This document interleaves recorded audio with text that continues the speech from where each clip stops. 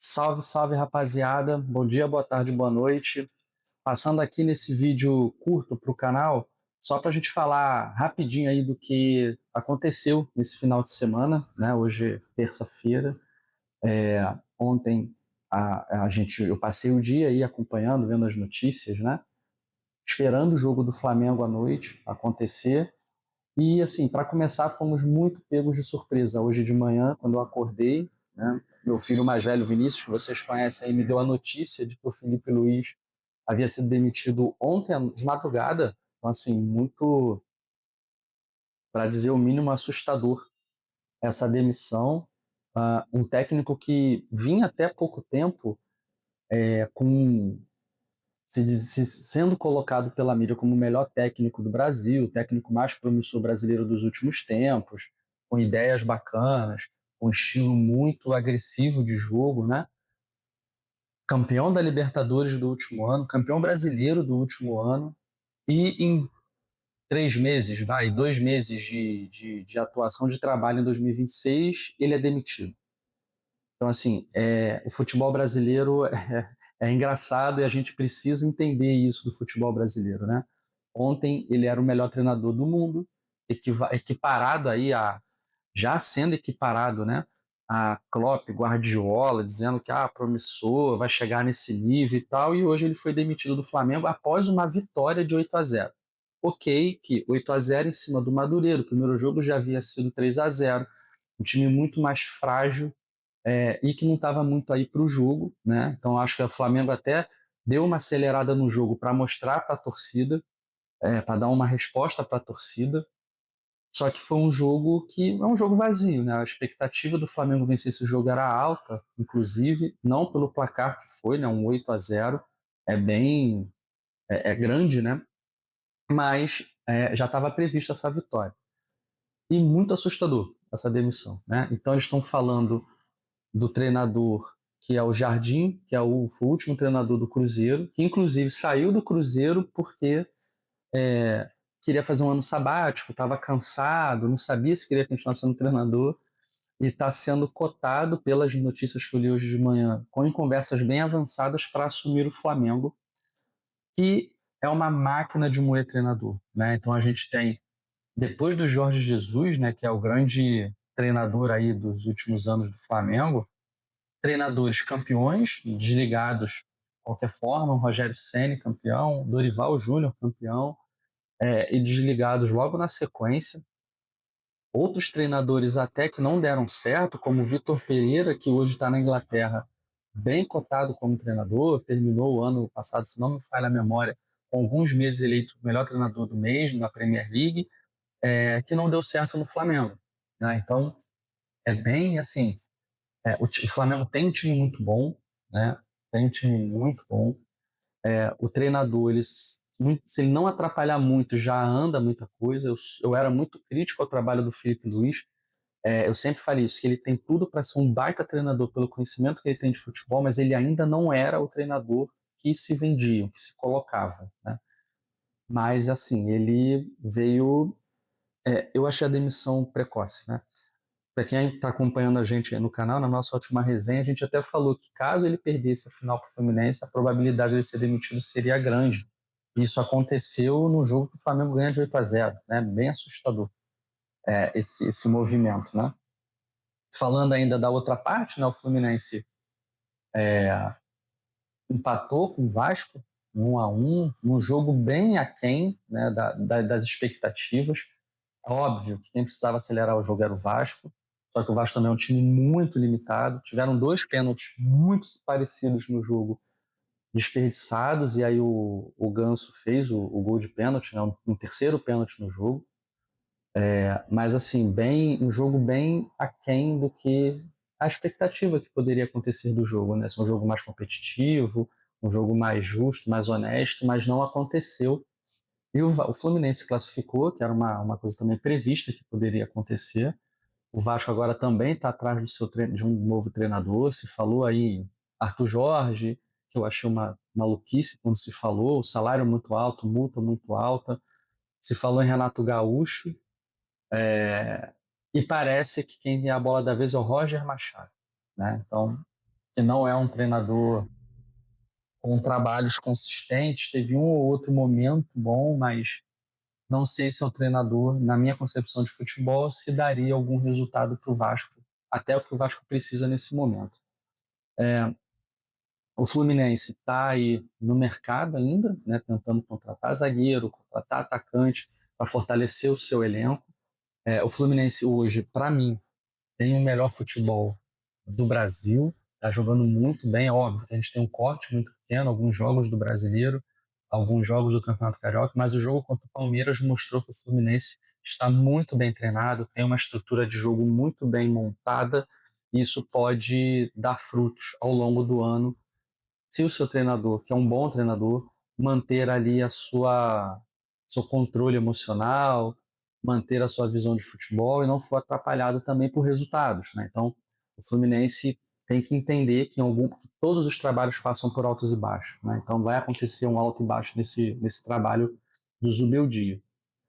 Botafogo hoje terça-feira, como eu falei no início do vídeo, tem aí Barcelona de Guayaquil e Botafogo no Equador, primeiro jogo da última fase antes da fase de grupos da Libertadores. O Barcelona de Guayaquil é um time melhor que o Nacional Potosí, mas, porém, todavia, entretanto, o Botafogo consegue ser melhor que o Barcelona de Guayaquil. E se o Botafogo jogar principalmente com equilíbrio, não desperdiçar as chances que vem desperdiçando nos jogos e não ter uma variação muito grande de postura e atuação de um tempo para o outro, o Botafogo tem tudo para voltar de Guayaquil com uma vitória. Né? Não tem altitude em Guayaquil, então a probabilidade que o Botafogo tenha de fazer um bom jogo e pode conseguir uma vitória. Lembrando que o Barcelona se classificou contra o Argentino Júnior, ganhando o segundo jogo, levando aos pênaltis, porque no primeiro jogo, o Barcelona de Guayaquil perdeu jogando com um a mais em casa para o Argentino Júnior. Né? Então, assim, não é nenhum bicho papão. Então, se o Botafogo fizer o seu jogo consistente, não desperdiçar tantas oportunidades, abrindo parênteses, pelo amor de Deus, Matheus Martins, caso você seja o titular, calma para as finalizações, calma para o jogo, calma para as oportunidades que forem surgir para você. Pensa, você joga com mais 10 pessoas do seu lado. Né? Você não joga sozinho, você não tem que finalizar as jogadas de qualquer forma. Então, por favor, pensa. Né? Fechando parênteses aí, gente. E os canais que eu venho acompanhando, né? Eu acompanho o Brown, né? Acompanho o TF, Pedro Depp, Arena News, acompanho esses canais todos aí de Botafogo. É, Pode ser que o Anselmo mantenha a escalação do jogo contra o Nacional Potosí, né? Que aí a gente vem com o Léo Link, a linha de três zagueiros, que durante o jogo deixa de ser uma linha de três zagueiros, com Matheus Ponte, Bastos e Barbosa, Vitinho e Telles como os alas, Newton e Danilo de meias, e ali um pouco mais à frente, Barreira, Montoro e Matheus Martins, com as possibilidades de Vidalba no lugar de, de Jordan Barreira e o Arthur Cabral no lugar de Matheus Martins. A entrada do Arthur Cabral para o jogo de hoje seria uma consistência, seria uma coisa correta. Porém, nós temos o Arthur Cabral muito mal tecnicamente, muito mal fisicamente. Então, ele pode atrapalhar o jogo. Né? Então, eu não sei, assim, por mais que eu tenha minhas ressalvas contra com o Matheus Martins, não sei se o Arthur Cabral é a solução para esse jogo. Não sei se eu faria esse movimento. Mais uma vez, eu vou insistir com. Eu entraria com o Kadir no jogo. Por mais que seja um menino, esteja ganhando cancha, esteja ganhando robustez de jogo, eu entraria com o Kadir nesse jogo para poder ter um jogador brigador na frente, que disputa as bolas e que também tem a opção da velocidade. Quando você tem o Matheus Martins, você abre mão da força física. Quando você tem o Arthur Cabral, você abre mão da velocidade. Então, eu acho que o Kadir hoje, no elenco que o Botafogo tem, seria esse equilíbrio entre essas duas possibilidades de ataque. Né? E para fechar aqui, gente, Campeonato Paulista, as finais definidas, né? Então, Novo Horizontino ganhou aí do Corinthians, de 1-0 no final de semana. Palmeiras empatou com São Paulo, um jogo muito ruim.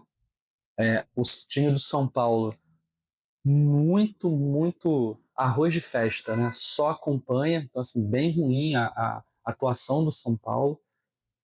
Um time muito frágil fisicamente, tecnicamente, um time muito não agride o adversário, né? Então, São Paulo teve em vários momentos. O Palmeiras fez um gol logo no início, baixou um pouco as linhas, deu campo para o São Paulo e o São Paulo não conseguia evoluir no jogo, né? Então, acabou tendo até mais risco de sofrer outro gol no primeiro tempo. Teve o pênalti ali no segundo tempo e o jogo bem aquém de um Palmeiras e São Paulo que estavam se esperando, né? Então, os dois times hoje no Brasileiro aí na parte de cima da tabela, a gente estava esperando um jogo mais equilibrado, né? E essa final, Novo Horizontino e Palmeiras, sinceramente, não dá para esperar, não sei o que esperar desse jogo, né? Então, o Novo Horizontino é um time muito consistente, principalmente em casa, onde ele vai decidir o campeonato.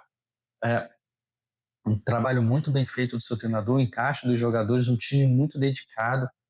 Eu vi Novo Horizontino e Corinthians, assim, o time do Novo Horizontino muito encaixado, alto ritmo nos 90 minutos, não desiste nenhuma bola.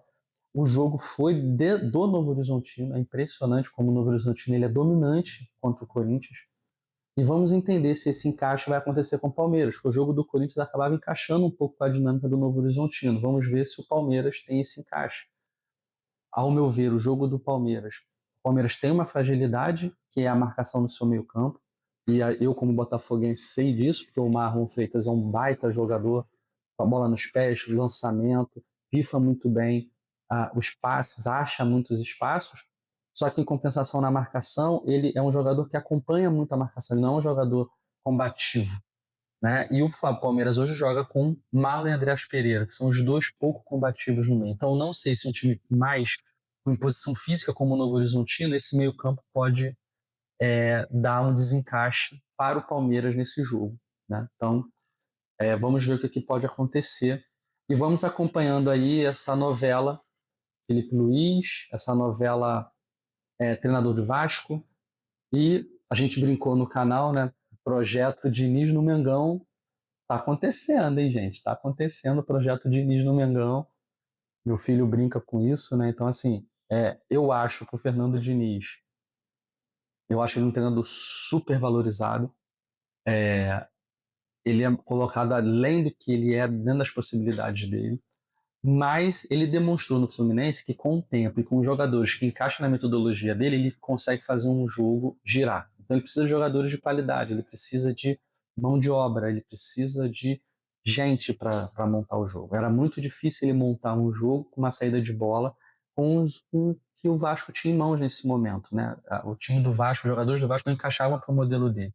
Não sei se o modelo do Flamengo encaixaria para o Diniz, jogadores mais técnicos, com a saída de bola um pouco mais aprimorada, se ele conseguiria implantar o modelo de jogo dele. Lembrando que ele precisa de tempo para isso.